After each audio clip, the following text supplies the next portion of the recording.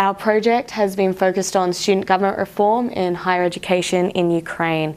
So in July of 2014, the Higher Education Act was passed, and which was one of the reforms following the Euromaidan revolution of 2013-2014. This piece of legislation is significant because it provides reforms to the universities across the board.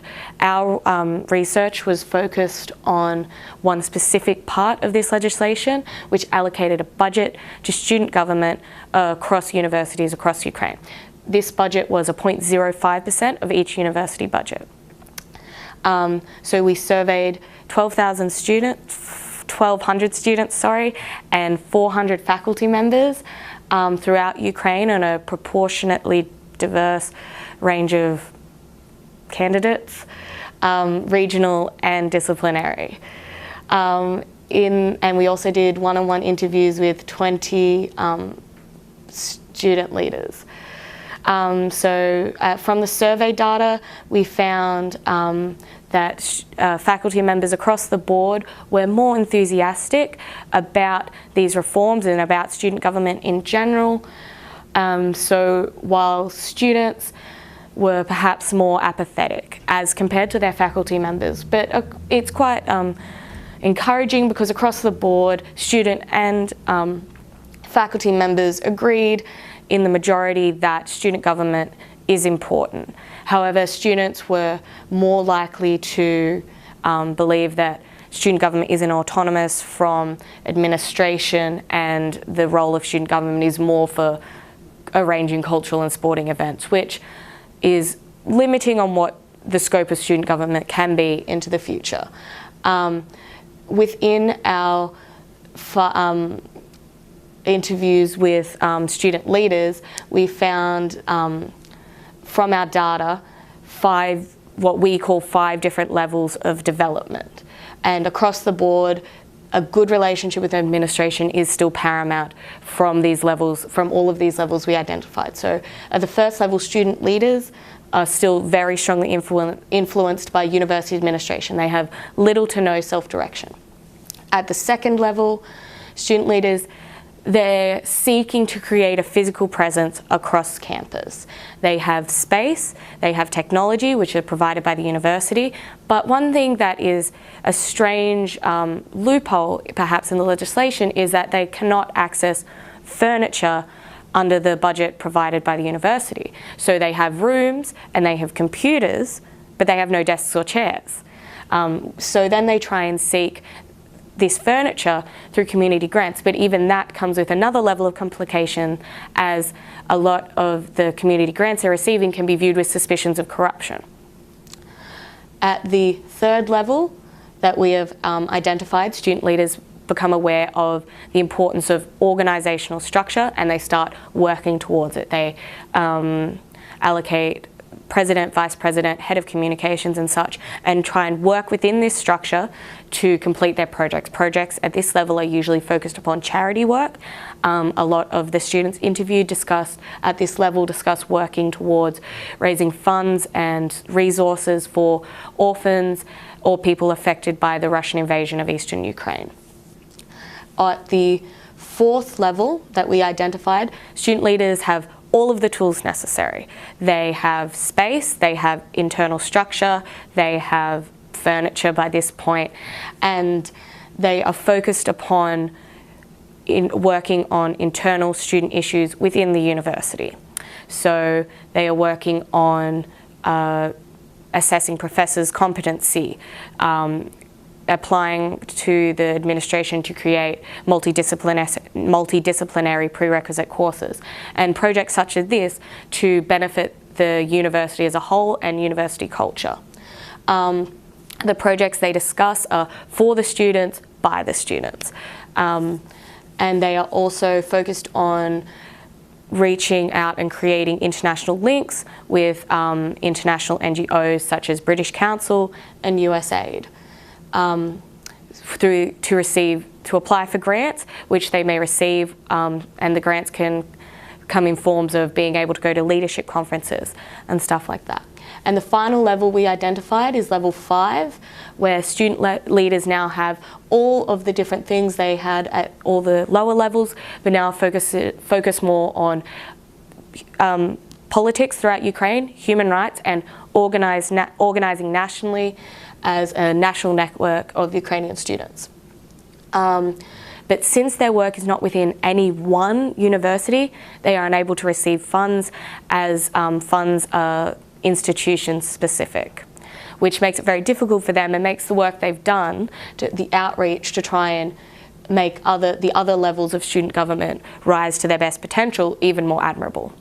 And a lot of the students have made, at this level, have made comments that they're learning more through this than through any of their university courses, because they're learning to organise, structure, be in contact with high levels of government or at different university administrations, and so on and so forth. So from the data raised, while the survey data may indicate an apathy towards student government in the wider student body, the reforms are only not even 2 years out. So the fact that we have pockets of passionate students, such as the level 5 students who are focusing on creating national networks of students and doing outreach to other levels of government, of student government, is quite encouraging and provides optimism for the future of this reform within Ukraine and for the democratic reforms across the board within the nation. From the data we found, we created separate recommendations for government, university administration, and student leaders. So for government, we think the legislation should be amended so students can more easily access furniture. It just seems like a strange omittance from the legislation. And we also think that level 5 students should be able to receive a portion of money because supporting a national network of students is supporting student government across the nation. For university administration, we believe it should be made explicit and transparent, the amount of funds and the way funds can be allocated for the budget, because right now, in discussing with the students, there's a bit of cloudiness around that. They're never quite sure what projects will be accepted, what will be rejected, or even the amount of money they are entitled to. And we also believe that they should support not just student projects, but student gatherings, because they create a space for dialogue between students, which leads to politically aware students and active students in student government, which can affect the widespread apathy we're seeing from our survey data. And for student leaders, we believe they should focus on creating projects that engage students both academically and socially. So it once again can tackle the perceived apathy about student government while simultaneously helping them academically. And we also think they should learn about, once again, the social capital that is behind student government and the budget they have received. So once again, while the university administration should focus upon making the budget they're allowed to more explicit, student leaders should also demand that the budget be more explicit. And we also think that student leaders should become more mindful and critical of the grants they're receiving from international NGOs. Is the shape of student government offered forward by these international NGOs the correct shape for student government within Ukraine? Or is this a possibility for widespread, the creation of something new within Ukraine that we haven't seen before anywhere in the world? And that is the recommendations we have had. Overall, I think the project is interesting, and I think it's important for grassroots democratic reform within Ukraine. Great.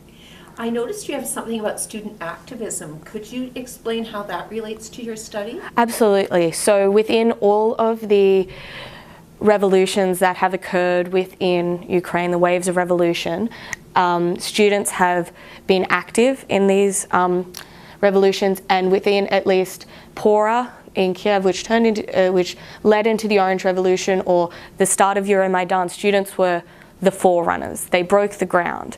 While students are a limited population within Ukraine, so they can never constitute mass mobilization, they are important members of these revolutions because they don't have as much to lose as older people with jobs and families, so they are a bit more fearless in breaking the ground for these kinds of things. So by supporting student activism, you're supporting reform and development within a nation. There's also links between politically active students and robust democracies, proven by other academics.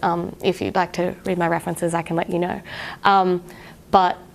So student activism and student government are linked because student government can provide the structure and framework to provide longevity and, once again, structure to the passion and the student activism we've seen at these revolutions. And so, talking about Taro's cycles of contention, each revolution has been larger and has built upon the work of past revolutions, but student government, I believe, creates a structure and a space for the peaks can be higher and the troughs can be lower.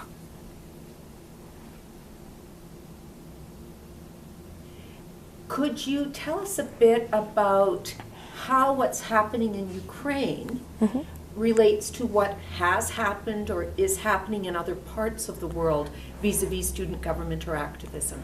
Oh, absolutely. So as I was discussing, students are often the front runners of national reform. So one case study I looked into in depth was the National Association of Nigerian Students, called NANS, which is very strong from about the late-ish 1950s to late-ish 1980s, depending on how you'd analyze that. And the focus of that group was organising nationally. They're the forerunners of the anti-structural adjustment program, protests within the nation. They fought against neoliberalisation of university structures and wider governmental structures, which caused the rising of petrol prices and the rise of food costs and such across the nation, which really negatively impacted the majority of the nation.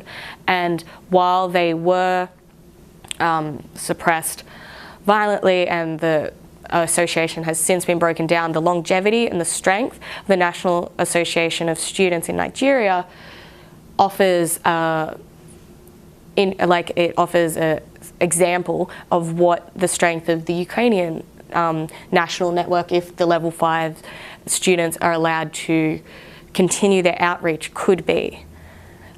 Similarly, the Australian Freedom Rides, which focused on taking a bus full of university students from the University of Sydney. Charles Perkins led the ride, who was the first Indigenous Australian to graduate from university. He graduated from the University of Sydney. It focused on micro and macro change. So they led these protest rides around Australia and focused on discrimination in small country towns. In Walgett, for example, the Retired Service Leagues Club was barred to Indigenous people, even returned servicemen who were Indigenous. They weren't allowed to enter the pub, which is ridiculous. They fought for our country, for Australia, and so on and so forth. So they picketed there until it was reformed. And from that, they brought awareness to wider Australia about the fact that discrimination wasn't over. In fact, it was still very much entrenched, which then led, I think the riots went from the late 1960s until, it went from 1965 till 1969. And then in 1970, the Racial Discrimination Act came into accord in Australia. And while you can't make direct correlations, the raising of awareness about racial issues in Australia led to both micro reform in small country towns and macro reform within Australian legislation. So that just kind of highlights the power that student government can have. Another thing we found from analysing the pro-democracy movement within Beijing was the importance of, from Zhao highlighted this, the importance of ecologies in creating revolutionary spaces. So while under totalitarian CCP control of Beijing, many citizens didn't feel safe in protesting, because of the ecology of university campuses, big walls around the outside, students didn't need to leave, there were shops and such inside, they felt safe from the gaze of the CCP, so were able to create this revolutionary chatter, which led to a revolutionary movement, which led to then mass mobilization. While this was also violently repressed, Ukraine is not communist China. And with the support of government, by allowing spaces where students can gather, only development and reform can come from it, I believe.